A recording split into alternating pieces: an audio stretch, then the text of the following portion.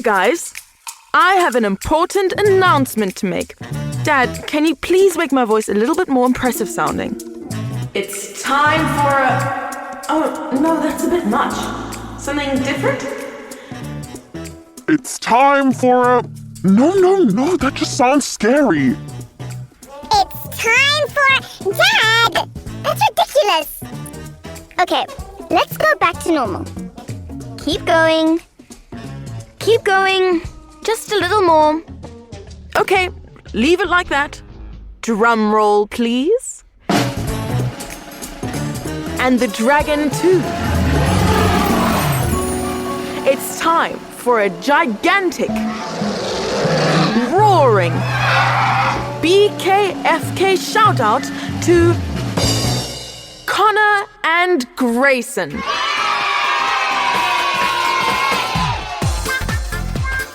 Thank you, Connor and Grayson, and all of you that support BKFK. It gives me great pleasure to introduce some new performers. My name is Lev. I'm 5 years old, and I like building Legos. Hello, I'm Kyle. I'm from Singapore. I am 13 years old and I like to sketch and cycle. Hi, my name is Anna. I'm 9 years old. I love cats and I live in Seattle, Washington. Welcome to the team, guys. You did an excellent job.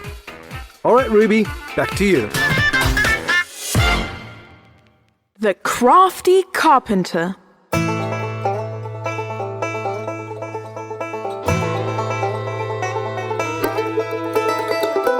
There were once 2 brothers. One was named Jack and the other Harry.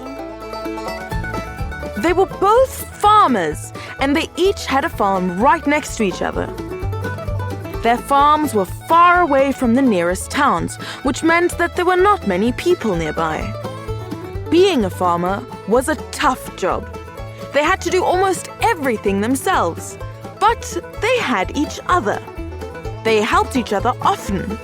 Once, Harry's wagon broke down, and Jack came over to lend a hand. He brought all his tools, and together they fixed it.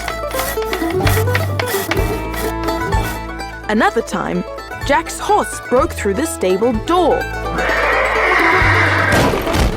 And Harry came at once to catch the horse and fix the door. These kinds of things happened all the time, but no problem was ever so big that they could not solve it.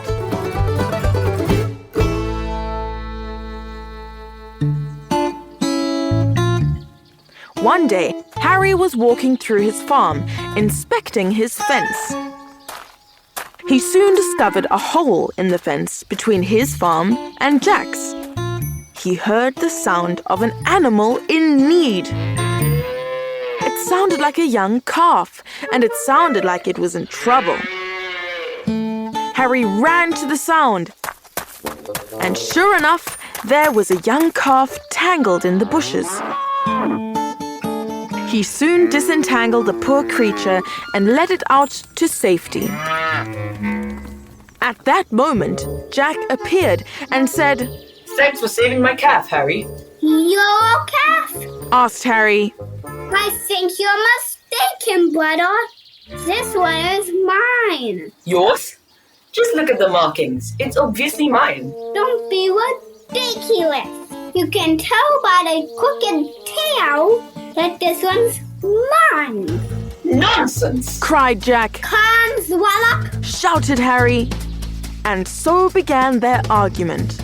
Their faces became redder and redder as they got louder and louder. Nincompoop! Moron! Snickerdoodle! Womble! I am not talking to you anymore! said Harry, and he stamped off back to his farmhouse.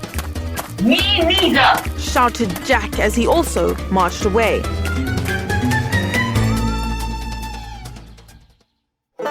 The next morning, Jack woke up early as usual.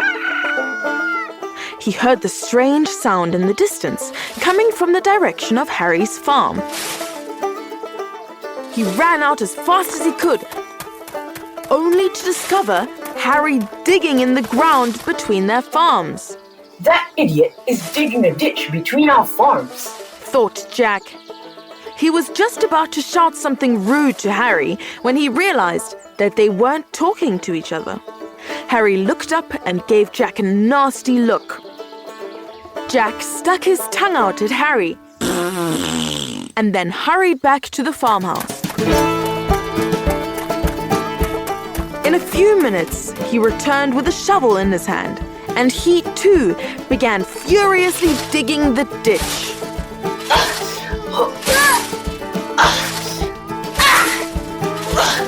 Once in a while, they paused to rest. They just leaned on their shovels and silently glared at each other and then carried on working.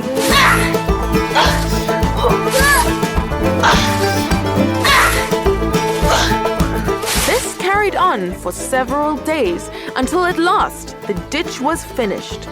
They gave each other one last look and then marched back to their farms.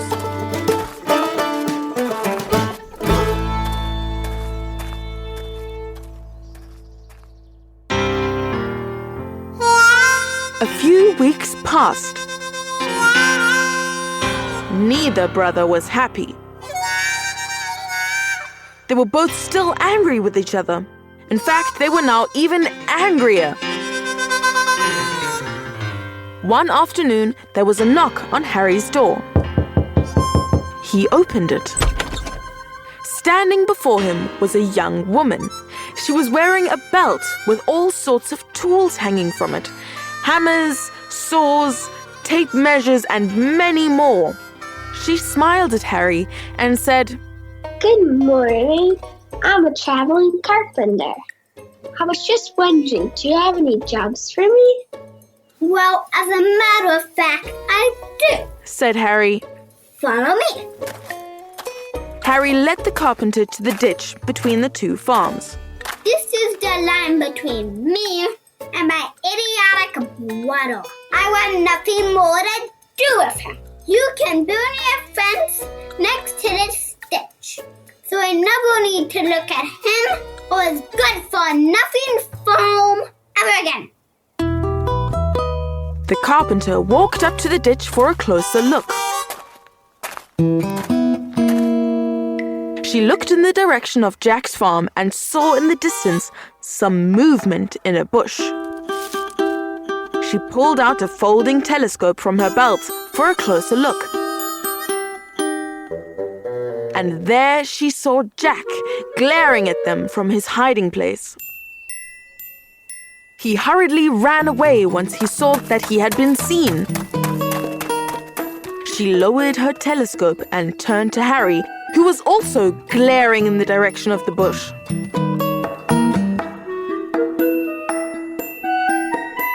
I see, said the carpenter. I think I have a good idea of what is going on here. Okay, Mr. Farmer, I'll need some wood, some nails, and a few extra tools. Give me 1 day, and I'll be able to solve your problem. Harry gave the carpenter everything she needed. And then early the next morning, she set to work. She sawed and hammered and measured and chopped and was busy from sunrise to sunset.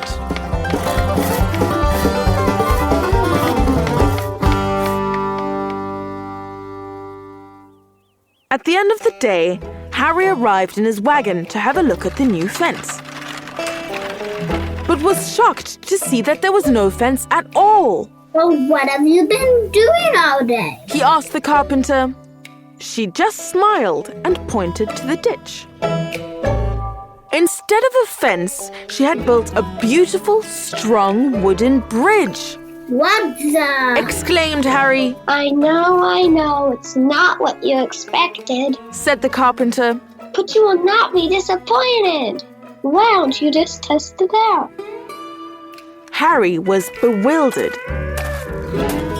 He approached the bridge and was just about to step onto it when he saw Jack on the other side.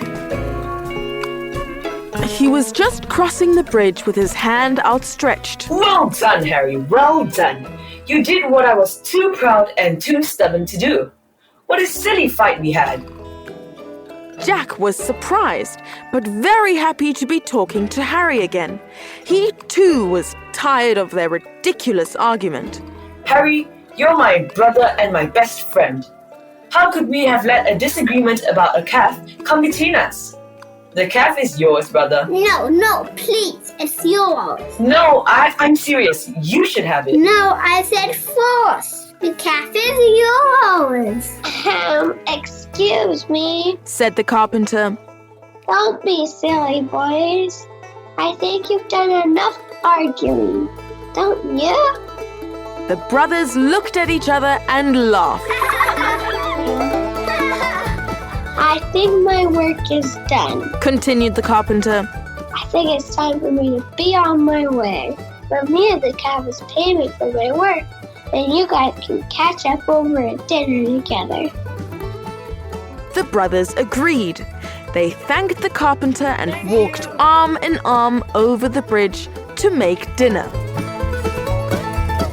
The carpenter had helped them resolve their foolish argument, and for the rest of their days, they were the best of friends.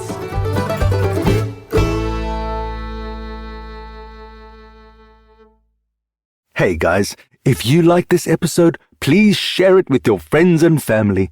It is one of the best ways to support BKFK Storytime.